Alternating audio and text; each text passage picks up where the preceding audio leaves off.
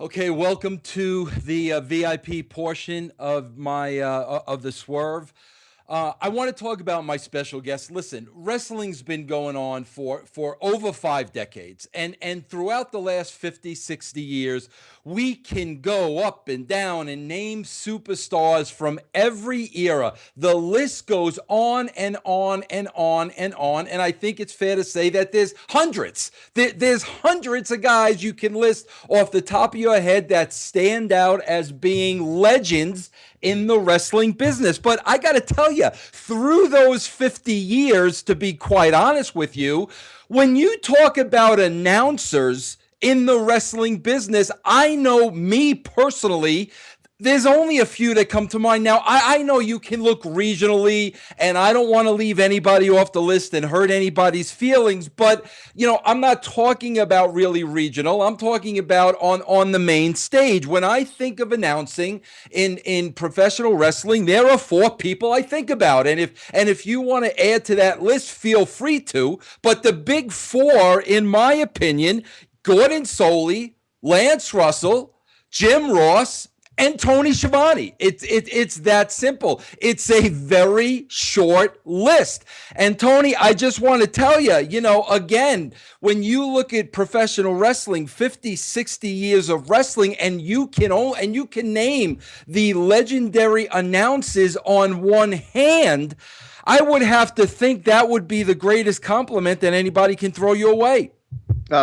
Yeah, Vince, that's a great compliment, and I appreciate that. That's quite a list.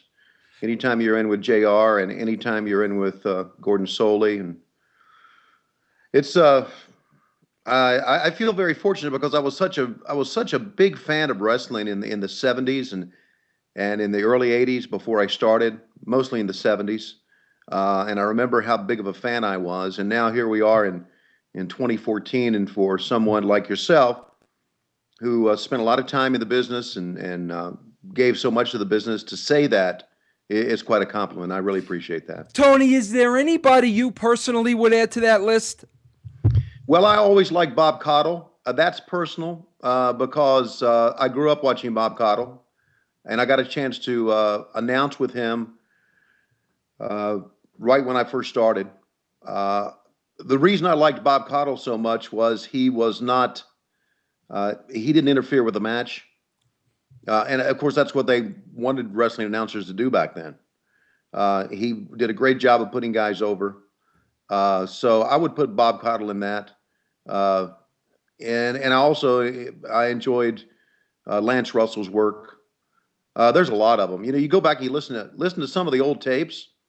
You'll be amazed how good some of these guys were because they put guys over. Yeah. They didn't have to, talk about the next pay-per-view coming up.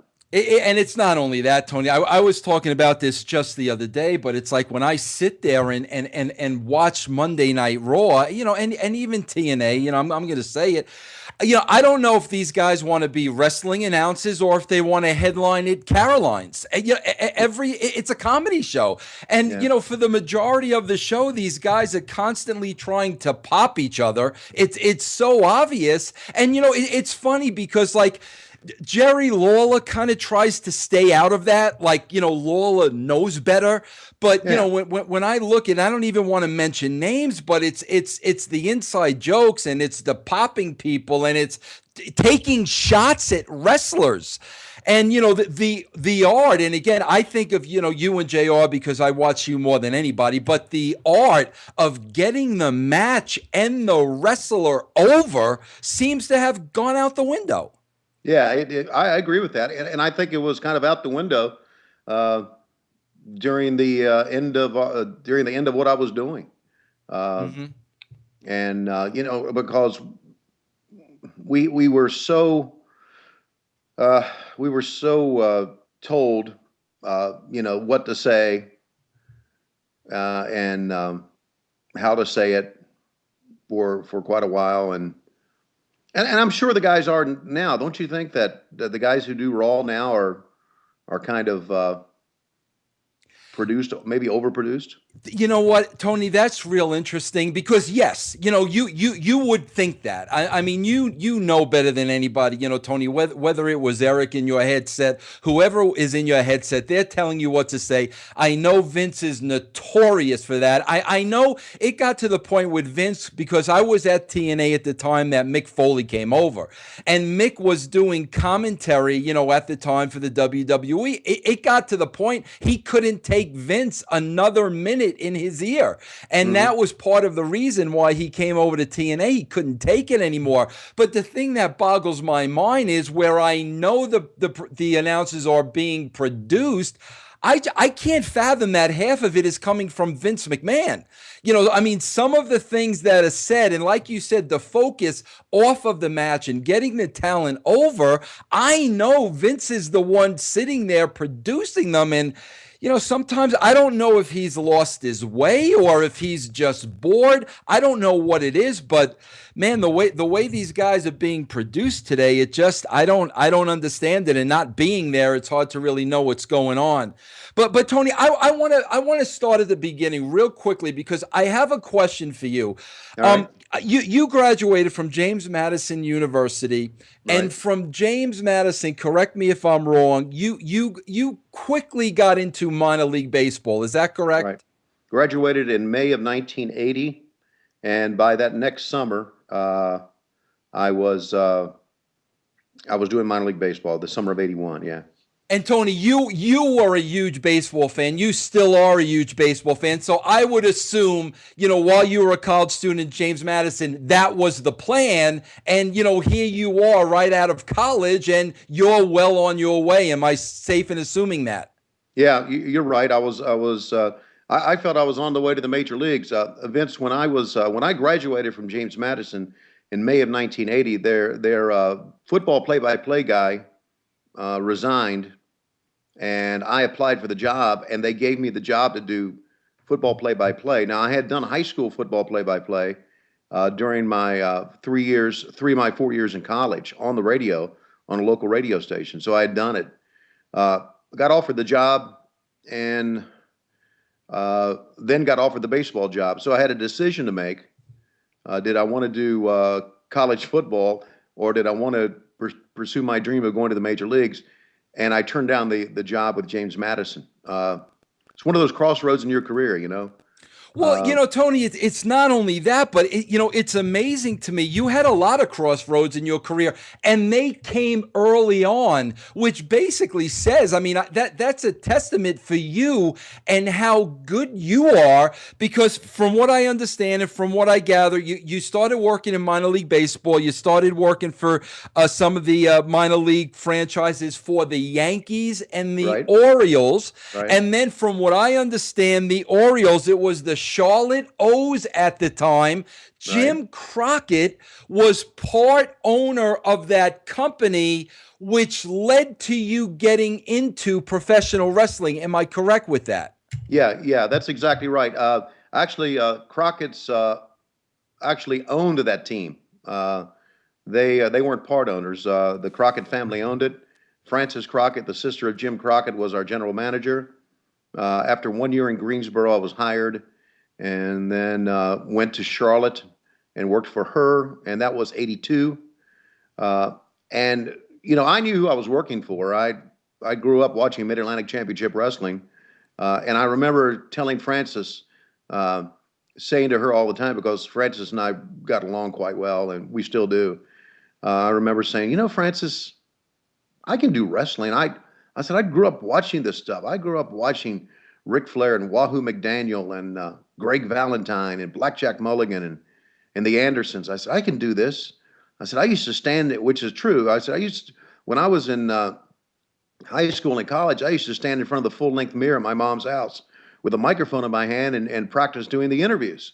And Mm-hmm. she said, "Oh well, you got a lot of work to do here. We'll let you know." And then they began Starcade at the end of '83, and I guess I'm thinking about maybe October of '83, maybe September of '83. Francis uh, called me into her office and said they want to do an interview with Ric Flair because he's got a big match coming up in Greensboro and I'm supposed to go to Ric Flair's house and do an interview with Ric Flair. And that was 3 years out of college, and being a big wrestling fan. That was, I'll just put it this way, that was one of the moments in my life that I'll always remember, getting that shot. But Tony, let me ask you this, because you are just out of college. I mean, Tony, you're 25, 26 years old, if my math is correct.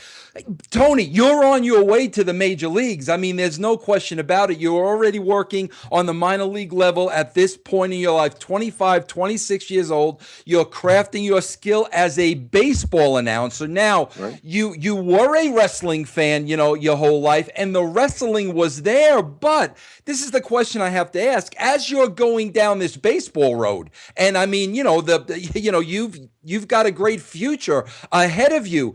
Are you, when this opportunity arises, are you looking at wrestling at that point as a part-time gig, or are you seriously considering, what, maybe I'd rather do this instead of professional baseball? Yeah, I think at that time it became, I would probably maybe rather do this than baseball. And I'll tell you why, Vince. And of course, it may be a mistake.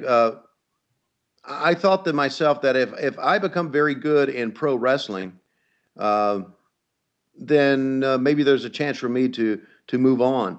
If I become good in baseball, there's a million baseball announcers, and I just thought maybe the market, looking at that from that angle, that the market was could use a wrestling announcer instead of a baseball announcer. Plus, and this is a big thing, we already had our first son. Lois was pregnant with our daughter at that time, and I was making, when I started working wrestling for Jim Crockett, uh, I was making more part-time in wrestling than I was full-time in baseball. Minor league baseball notoriously, and even to this day, pays a little bit of nothing. There's no way that I could raise a family on a minor league baseball salary. No way at all, even today. So, Tony, looking back today, with the history and everything that's taken place, and you know what, I don't think it really matters for you, because you are so talented that you came full circle and were able to do that all again anyway. But in looking back now, do you ever regret making that decision? To not, just go straight down the baseball road and make the transition into wrestling? yeah, of course I do. I really feel that I could have made it in the major leagues. The old joke is with me and my wife, it took me 1 year to go from single A to double A, from 81 to 82. Wow. And it took me 25 years to go from double A to triple A, which is what I'm doing now, only on a part-time basis. It's a supplement to the income. But yeah, there's sometimes I regret it. But, I met so many great people, and had so much, we really had a lot of fun at times. And there's a lot of those memories I'm really glad I have. Not only that, I made good money, and it enabled me to raise a family with 5 kids and help put kids through college. And so, I mean, we can say, yeah, you would have been a Major League Baseball announcer, but there's no guarantee of that. Well, Tony, I'm going to say this, with your talent, I think there was a guarantee of that, but I'm a little jaded when it comes to you. Tony, I want to ask you this. In 1985, now Crockett, now they go to the birth of the superstation, TBS. Right. I want to ask you, from now when you're working with Jim Crockett, and that really is regional, and that's a small wrestling company, now all of a sudden TBS and the birth of this this wrestling company under Ted Turner on a much bigger scale, what were some of the ways where during that transition the wrestling business changed, and what were some of those moves for the better, and what were some of those moves for the worse? Well, that's a great question. First of all, I remember Jim, and this was one of the crossroads of my career too. Jim Crockett said, I'm not getting this accurate, but he said, I've bought the TBS rights from Vince McMahon. I want you to be my announcer. I'm gonna have you and David do the show. It's you got a decision to make. Do you want to do it? And I thought about this too. I talked to Francis, I still was still working in baseball, and she was the general manager. She says, "You do realize you're going down a road that is going to keep you in wrestling and get you out of baseball." And I said, "Well, we'll see." I've always been the type of guy who thinks that I can do 100 jobs at once. But how did it change the business? Uh, I don't know at first if it changed the business or not, with the exception of we were doing more shows now. I think that the Crockett's and Dusty, who was the booker back then, kind of used the same formula and did the same thing. It made us. It was the big star maker for us. I don't think there was any question about that. I still there's a lot of people who talk about my days at Nitro, but there are a lot of people who talk about 605 on Saturdays and World Championship Wrestling and me and David doing the show together. They talk about the the angle with the Mulkey, the angle with Magnum TA and Ric Flair, and it was still very much a regional business back then, Vince, and we would get these guys in from all over. I remember when Jim Cornette came in with the Midnight Express, and so we still kind of it was still kind of regional business. I don't know if it changed that much. I really think the big change came with later on when Turner bought the company, and it ceased being run by wrestling people. It was being run now by television people. Tony, you know what? I'm going to segue for a second because, Tony, I've been talking so much about this lately. Like Tony, I was a big fan back in the day of Glow, the gorgeous ladies of wrestling. I know that you know them.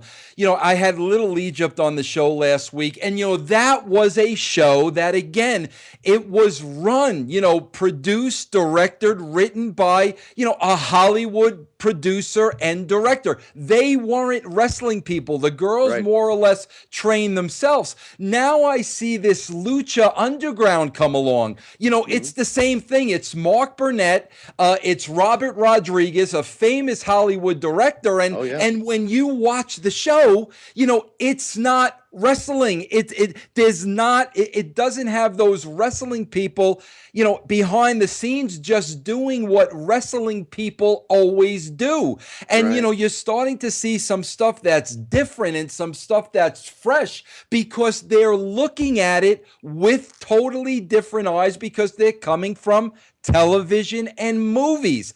When that happened with the level of Turner years and years ago, you just said to yourself, I never made that connection. Did you think that was a plus or a negative for the business at the time, and why? Well, I thought it was a negative. In 1988, 1989, I guess the end of 88, when Turner bought Jim Crockett Promotions, I didn't want to have any part of it. We had done a lot of shows on Saturday morning at Turner Broadcasting, and I didn't want to work for him. And then we were told we were going to be sold, and I met with Jim Hurd and worked out a deal. And Vince had J.J. Dillon call me, and I went to talk to Vince, and I got the idea that Vince was an old school wrestling guy, and let's face it, he is. He grew up in it. He was an old school wrestling guy. He knew about wrestling, but he was smart enough to get the input for the TV people without having TV people run his business for him. So I think that Tony, why didn't you want to work for TBS back then? I just I don't know. I was living in Charlotte. Didn't want to live in Atlanta. I lived in Charlotte the entire time we were doing TBS, and we moved.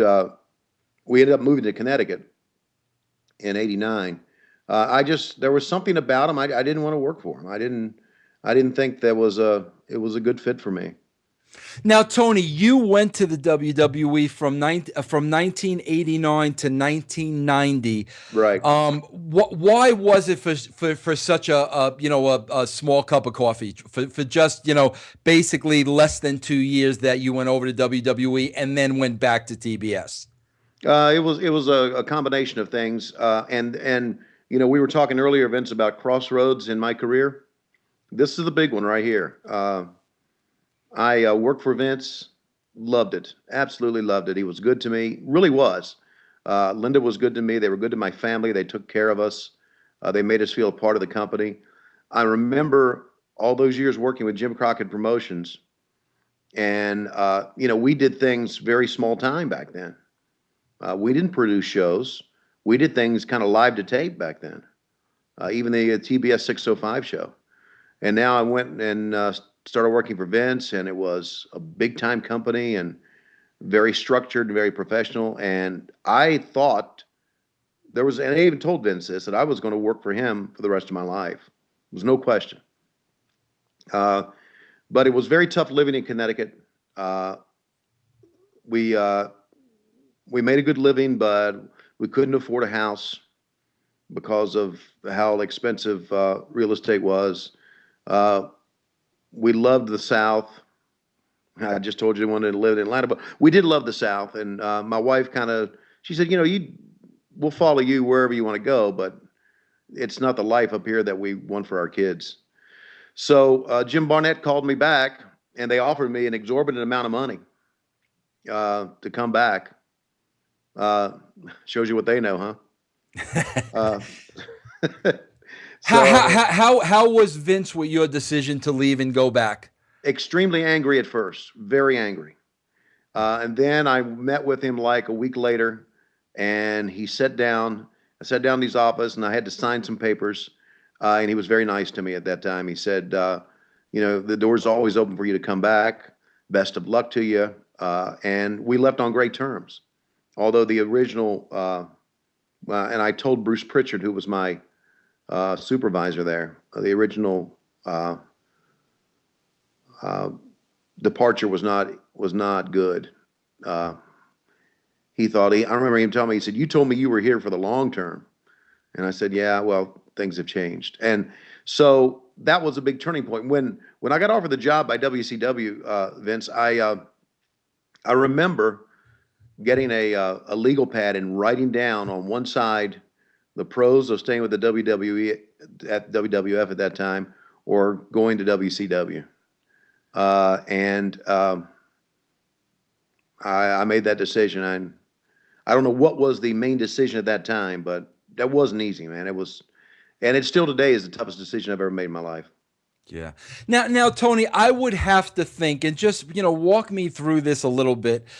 I would have to think, the changes really started coming at WCW fast and furious. And again, I wasn't there. Obviously, you were. I'm just going by history and just interviews that I've read and listened to over the years. I would have to think changes started to come fast and furious there at TBS once Eric Bischoff came into a position of power. Would that be a fair assessment? Yeah. It wasn't until Eric really took over the company that we really started to move in the right direction. What was it that Eric did and Eric incorporated that wasn't being done before? Well, he signed Hulk Hogan. Mm-hmm. I don't think there's any question that was the move that kind of changed things around, because getting Hulk Hogan with us all of a sudden put the top star in our business in our stable, and I think that we got a lot of exposure that way. And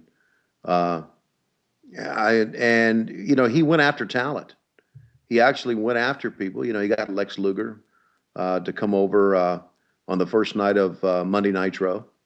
And there was a lot of things that he did as far as getting talent in place. And I think that was it. I think I don't know, rating talent is a proper word, but getting the big stars that had made their name with, Gene Okerlund, Bobby Heenan, Randy Savage. We saw Roddy Piper come aboard. Guys who have made their name with Vince McMahon in the WWE were now with WCW. So that's kind of how things change, just by the talent.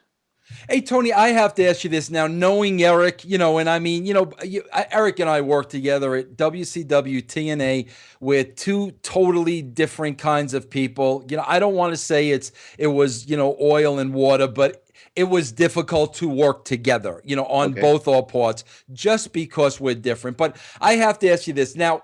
I'm sure when Eric started Nitro, knowing Eric, there was no doubt in his mind I'm going to overtake Vince McMahon. We're going to be beating them, in the ratings. We're going to Right. become the juggernaut in Right. professional wrestling. Now, of course, he had turned his money and he was able to bring these guys in, but there's no doubt in my mind he had that vision. Now, this is a great question, I think, for you, because prior to that, you had the experience of working with Vince McMahon. So Right. you worked in that WWE juggernaut for a couple of years. You worked very closely with Vince. Now you're back you're back at Turner. Eric's there. Eric's starting Nitro. Hogan comes in. Luger appears on the first Nitro.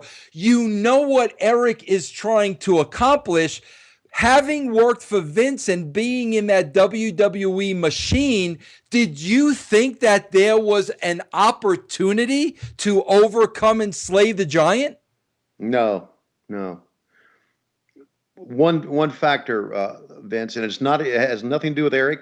It has nothing to do with his leadership. But the fact is that Vince owned his company, and we were owned by Turner. That simple. So that restricted you in some things that you felt needed to be done? Uh, well, yeah, I think so. There was a big rumor. I don't know if you were working for us at this time. There was a big rumor that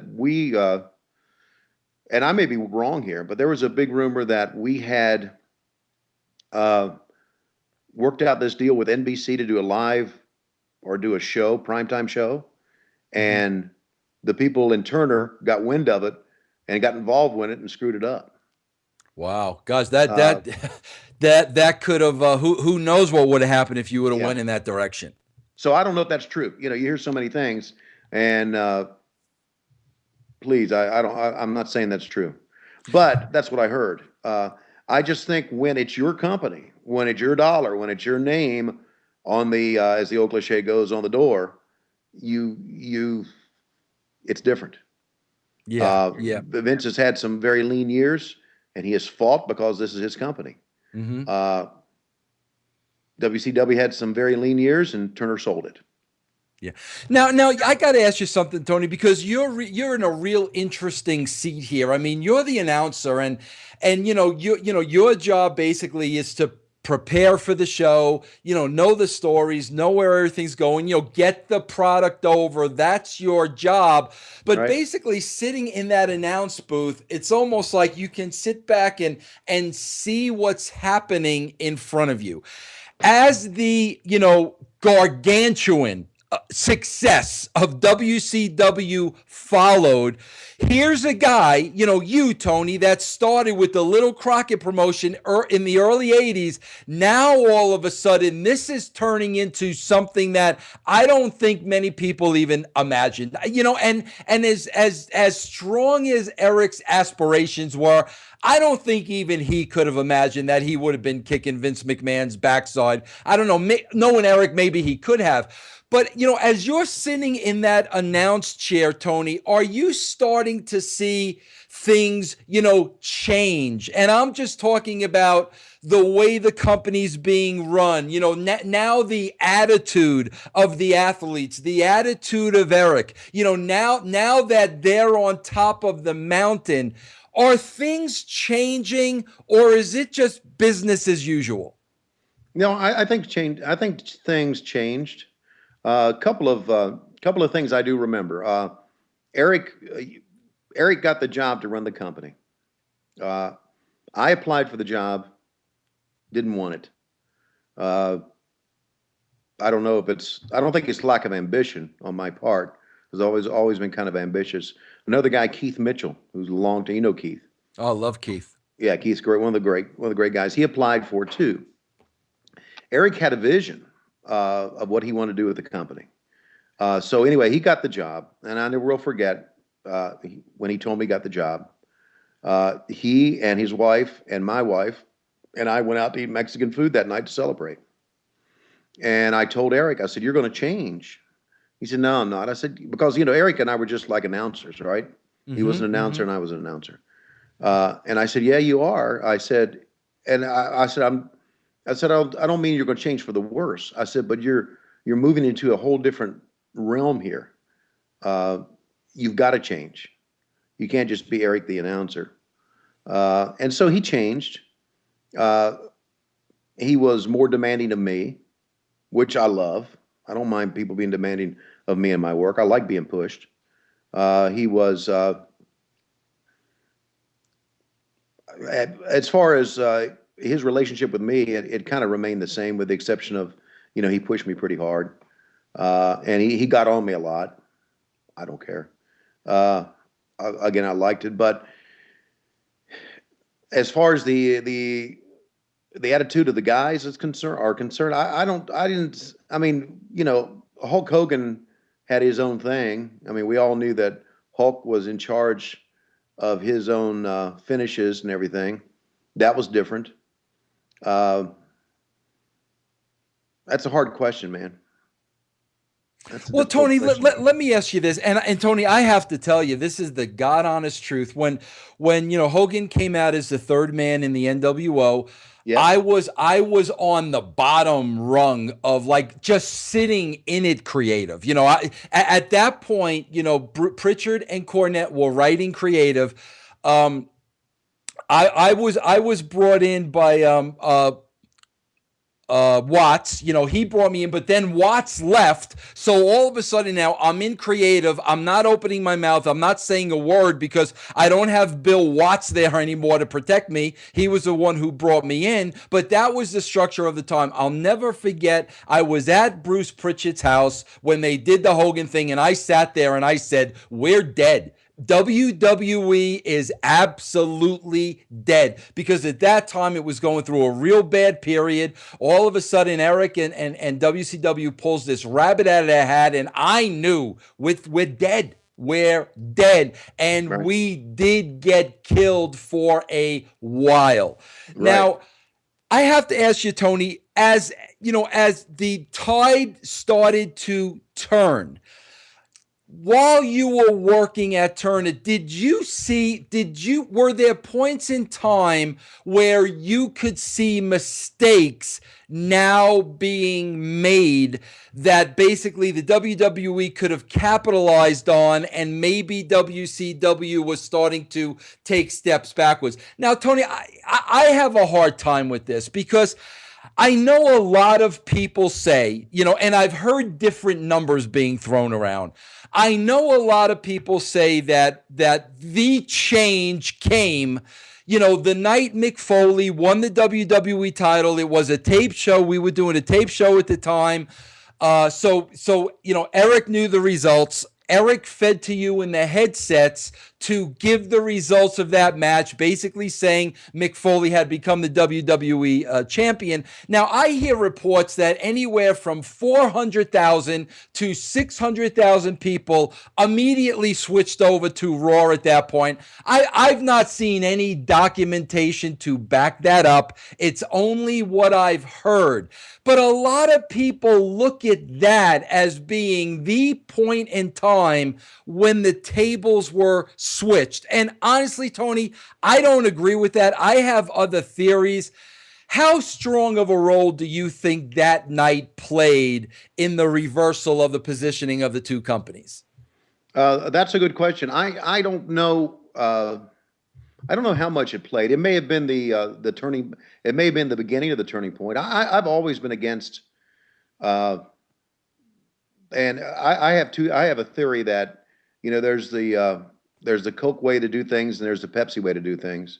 Coke always promotes its product and ignores Pepsi. Mm-hmm. For the longest time, Pepsi used to try to run down Coke in their commercials, and I always thought Coke had the advantage. I've always thought that you had to do what you do best, promote your product, and leave the other guy alone.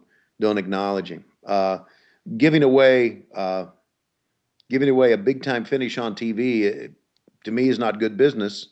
But was that the turning point? And how in the world can people actually say at that moment 600,000 fans tuned to another station. I don't even know if you can actually measure that. Uh, I think though that may have been the starting point, but Vince, the reason that we started backpedaling and Vince started moving forward is because our matches were shitty. Mm-hmm. Yeah, Tony, I always felt, because, I come from the creative world, Right. I mean, and that's what I look at. And I Right. mean, to me, the Mick Foley thing, bro, it was what it was. Eric fed it to you, you said it. I think people made a much bigger deal of it than it was. That's my opinion. What Yeah. I think really hurt and what I think we took advantage of was there was this great NWO storyline that just got beat to death week after week after week after week till it meant absolutely nothing. Yeah. And it probably went on, Tony, if you ask me, probably for about 3 months, where it didn't mean anything anymore.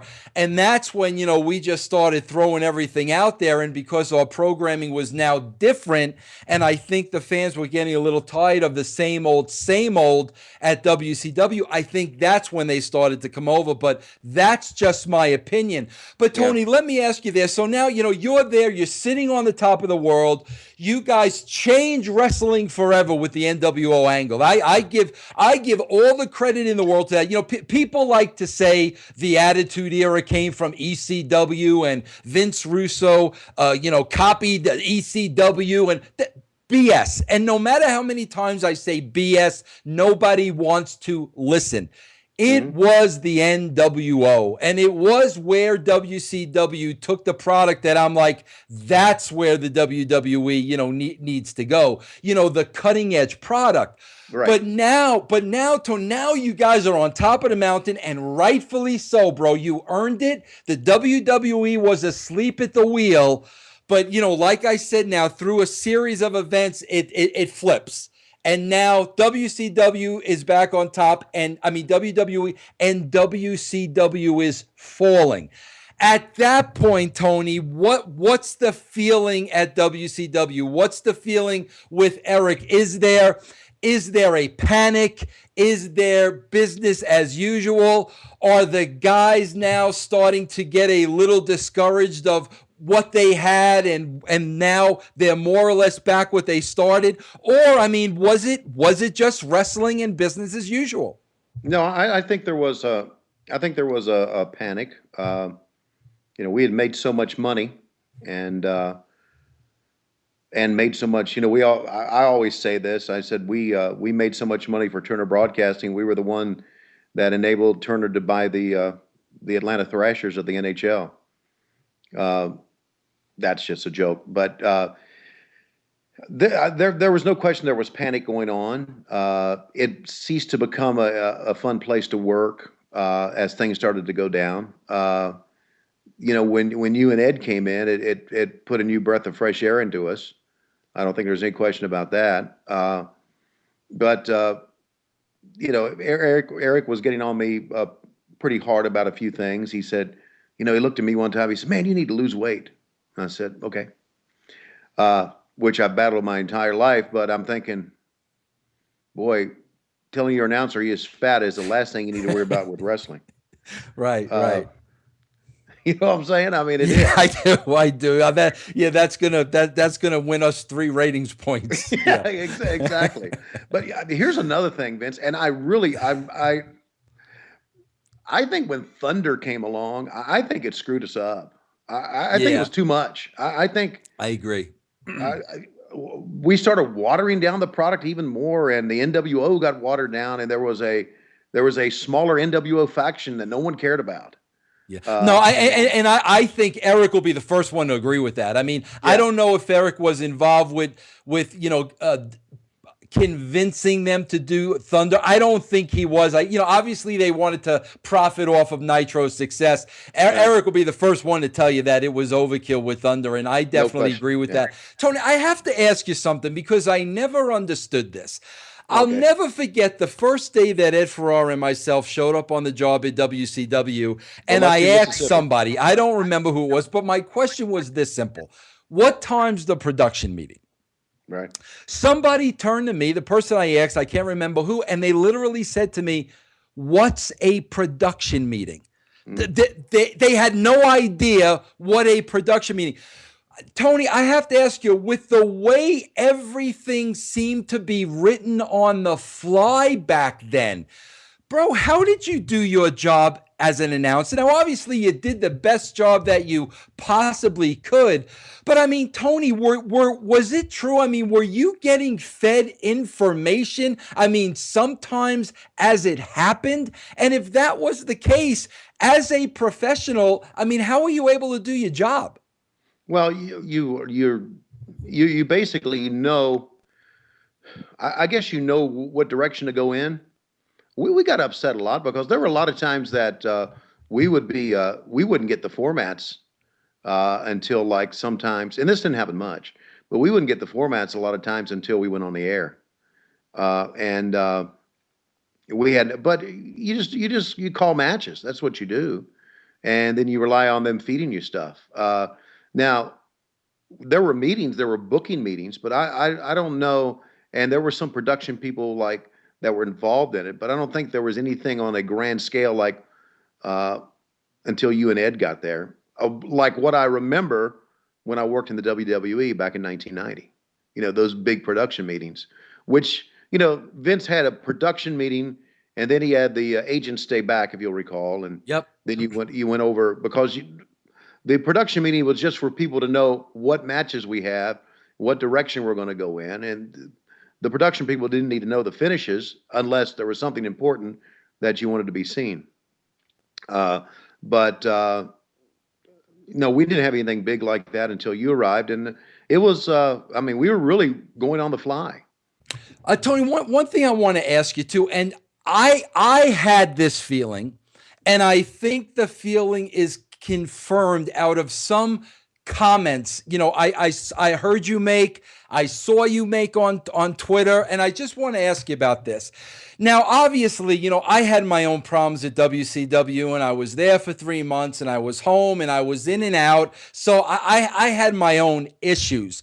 But Tony, from everything I read and I understand, you made this statement that when WCW finally came to an end, that you were relieved. So the Right. question I want to ask is what was going on, say those last 6 months or so with you, at WCW? Like I said, I was in, I was out.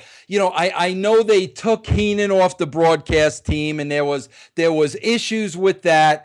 Where was Tony Schiavone during those last 6 months Okay. mentally? Yeah. Well, there was a misconception that I knew what was going on. I didn't. And anybody who ever works with me closely with me knows that I try my best to stay out of all that stuff because I just want to do my job. I want to do my job and go home. Um, there was an unknown during those 6 months. Are we going to? You heard so many rumors. We're going to be sold. Turner's going to close the door. Eric Bischoff's going to buy the company. And I it's not that I didn't get any answers. I didn't even want to know uh, what the truth was, but I didn't like the unknown. And finally, when it all ended, it was a relief that there was some sort of closure to it. Uh, I was very upset. We during those last 6 months, Vince, uh, we went to Australia for a trip. Mm-hmm. We went to England for a trip. Both were very successful. We did TV shows and we were sold out. We had back-to-back nights at the Rod Laver Center in Melbourne, Australia, that were sold out. Mm-hmm. Uh, so we had some successful trips, but things were, no one knew anything. And I remember going to Brad Siegel and saying, what can you tell me? And he said, just hang in there. So during that time, I was worried because, I was making a good living and I knew I was a wrestling announcer and didn't know what I had to fall back on. Uh, and so I was worried about that. I was very concerned about that.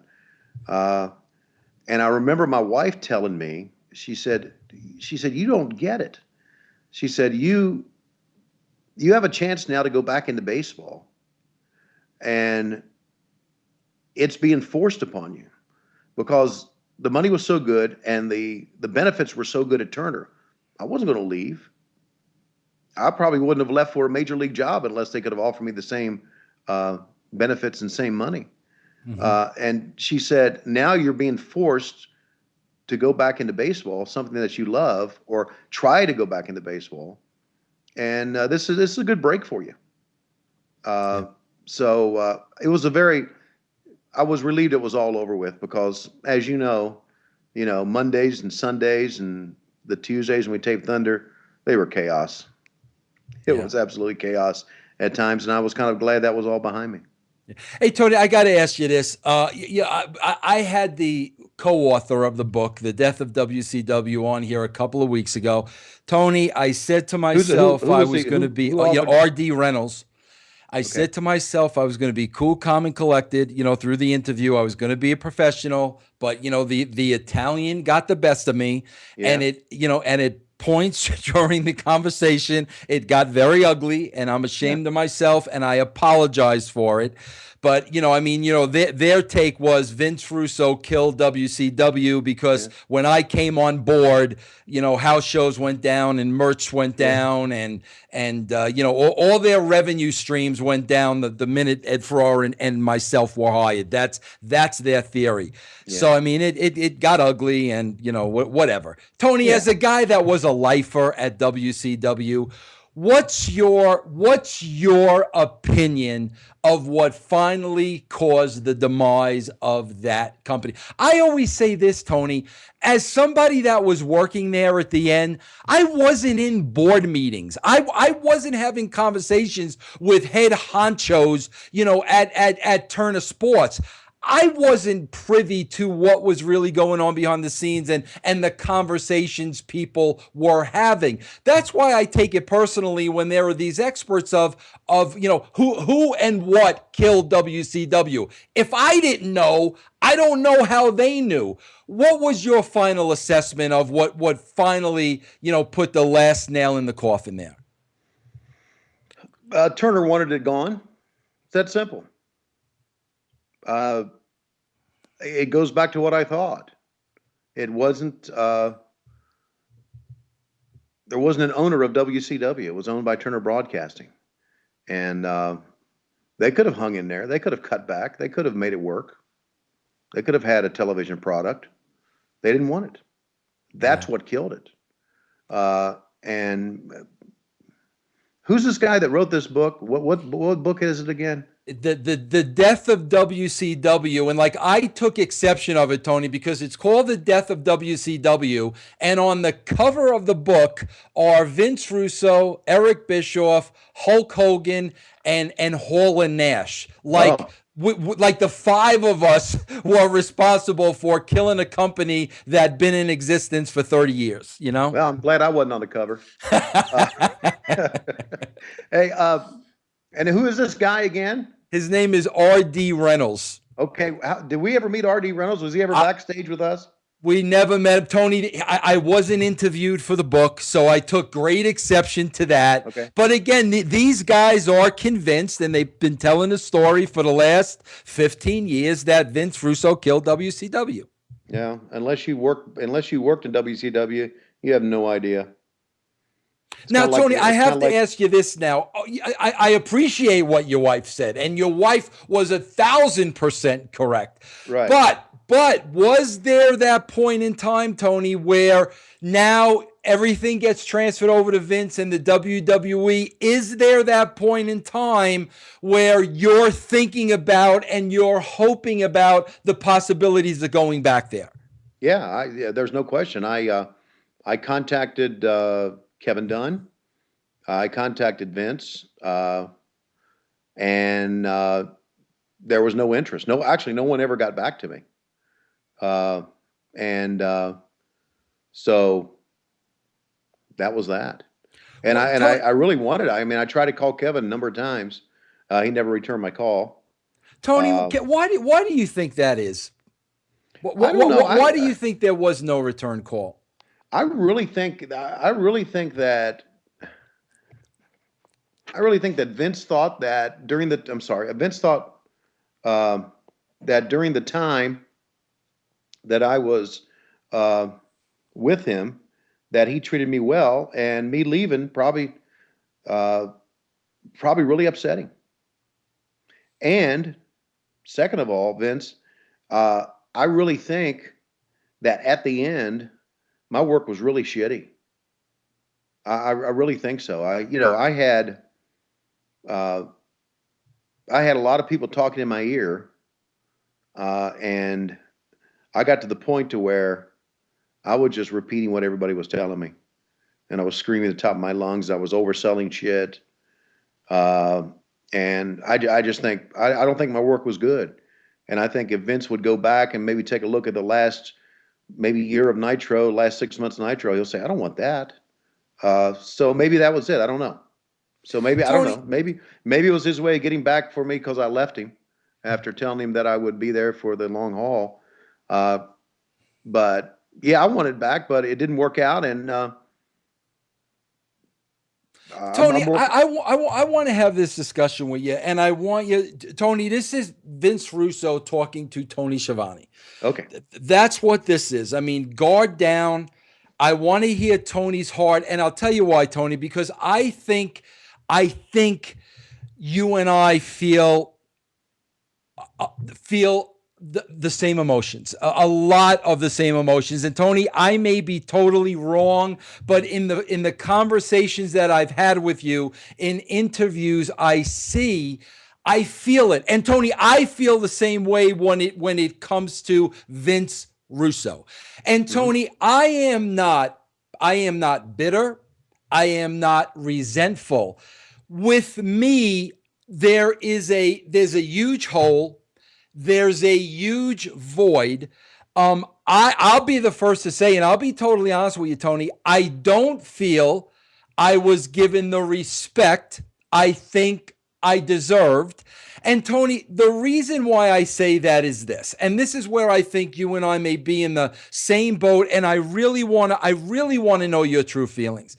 Tony, Right. when I look back at that time of the Attitude Era and WCW and all that time, I had 3 kids at home, Tony. You had 5 kids at home. Right. And I know, Tony, I put my family on the back burner to give WWE and WCW every ounce of Vince Russo. Everything. Right. They got it all of me, whether good, bad, or indifferent. I didn't phone it in. They got every bit of Vince Russo. Okay? Now, Tony, the Attitudes era is long and gone. WCW is long and gone. And there's a sense on Vince's part that, okay, you gave your life to them. Dividends were paid, much the same way of Tony Schiavone for a lot longer. Okay, all of a sudden now we don't need you anymore. We're going to kick you to the curb. You no longer exist. We're not going to return your phone calls. You had nothing to do with the success of anything. Because, Tony, then what that forces me to do is look back at the time I took away from my wife and my kids and want to kill myself for the time I took away. And why? Why did you do that and give the business all that time to people who at the end of the day were ungrateful and couldn't care less about you and can't give you credit for anything and can't put you over, and you took away from your family who has stuck through you for thick and thin? Tony, that doesn't go away for me. And in the conversations that you and I have and some interviews I see, I feel a hurt coming from you. And I think I feel that, Tony, because that's the way I feel. Now, am I completely off base here, or are these still issues that kind of play in and out of your psyche now and again? Well, I think the fact that I was never called back uh, kind of stuck with me because, when you're in the business of broadcasting, you hear no many more times than you hear yes, as far as looking for jobs and looking for advancement. Uh, and, I'm a big boy. I can hear no. Uh, I think that if they would have said, you know what, we have nothing for you here. There's nothing we've got, and we're just going to move forward.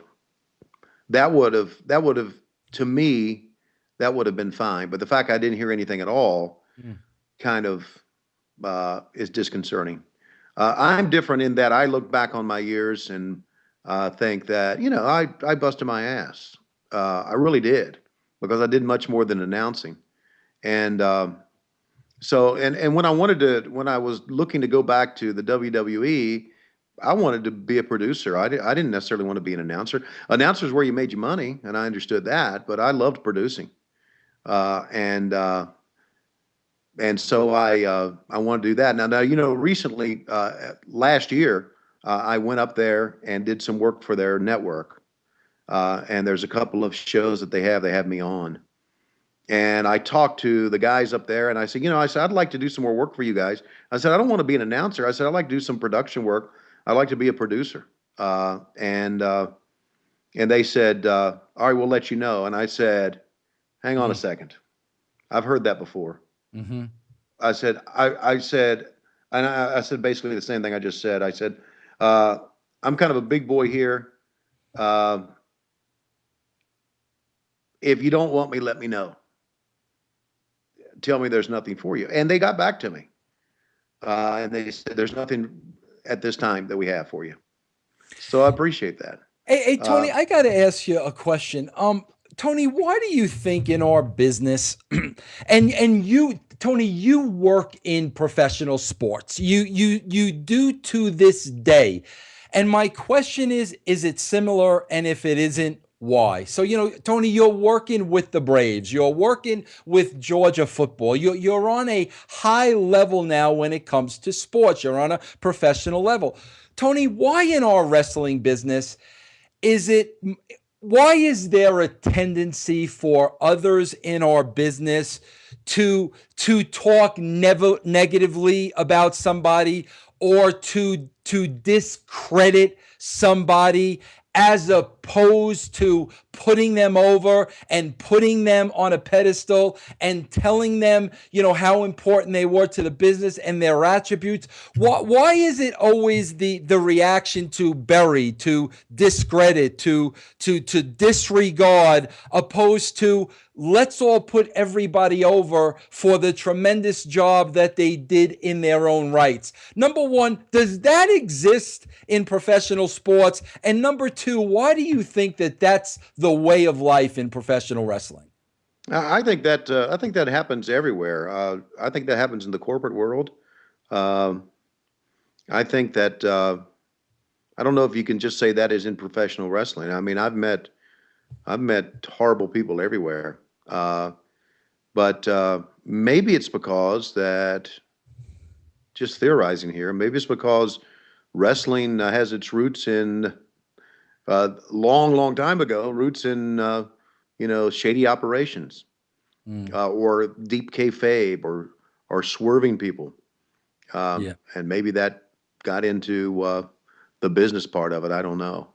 I think a lot of it, I bring this up a lot of times, Tony. I think a lot of it is the independent contractors, where the business Right, was set up where the boys were literally competing against each other. It was right, never a team atmosphere. You were always trying to get that spot. And let's face it, Tony, you get the spot by burying your competition as opposed to putting them over. And right. I think that mentality has remained the backbone of professional wrestling. Yeah. That's probably right. That's probably right. That sounds Well, as Tony, there's good a as anything. million more questions I can ask you, but I know you have to go. I know you got to you're producing a basketball game today. But Yeah. Tony, I just want to tell you, when I opened up this interview, when I told you about there are 4 announcers that come to mind in the history of professional wrestling, I want you to know that I sincerely feel that way. And I know the millions of wrestling fans that still watch the product and that were associated with your work and watched your work on Monday nights, on Saturday evenings. Tony Schiavone, and professional wrestling, it goes hand in hand. And Tony, I'm going to say this. There's no doubt in my mind that Tony Schiavone should be put in the WWE Hall of Fame. And how do you not put one out of the top 4 announcers in the WWE Hall of Fame? I don't know. And Tony, I believe that time will come, because I believe as the business continues to spiral downward, those people that were there now at the height of its success, people like you, I think now that they're starting to become more and more appreciative and starting to realize, what that guy Tony Schiavone did wasn't so easy, and not anybody can do it. And I think people are starting to recognize that. Well, Vince, I appreciate that, and I appreciate that for a couple of reasons. Number one, because I know you're sincere, and number two, when you came to work with us, you and I immediately struck it off.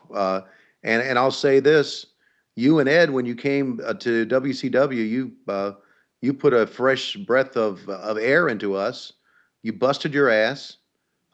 You worked as hard as anybody. You loved the sport. And anybody who is critical of what you did didn't work with you. So I think you should be very proud of the effort that you put into WCW and into pro wrestling. You love the sport. You love what it's about. We need more people like you that are creative, or they need more people like you that are creative and are honest, brutally honest about the sport. So all the accolades that you've put upon me just now, I really appreciate. I really do, because I respect your opinion, and thank you very much. Well, thank you, Tony. And Tony, one last question before I let you go. I got to ask you this question, Tony. I'm losing sleep over this every night. Oh my God. We got the Panda, Tony, and we got it down to the Giants. We got it down to the Red Sox, and now the Padres have made an offer. Panda says he's making an announcement this week. Who's he going to go play for? Tony Schiavone, the baseball guru who I respect. Who does Pablo Sandoval go play for next year in 2015? He's going to go to the American League, because he can be a DH and he can extend his career. Tony, that's not what I want to hear. Sorry. All right. Tony, listen, thanks for the interview. And Tony, I am going to bring you on again when we have a little bit more time, because there's so much we didn't go over. I want to go over that. There's a million questions I have since wrestling of everything that you've been doing. I got a whole resume here with bullet points of everything you've done. We didn't even get a chance to get to. So, hopefully, Tony, I could bring you back on in the future and we could talk a little bit more. Anytime, Vince. Thanks, buddy. You're the man. Thank you, Tony.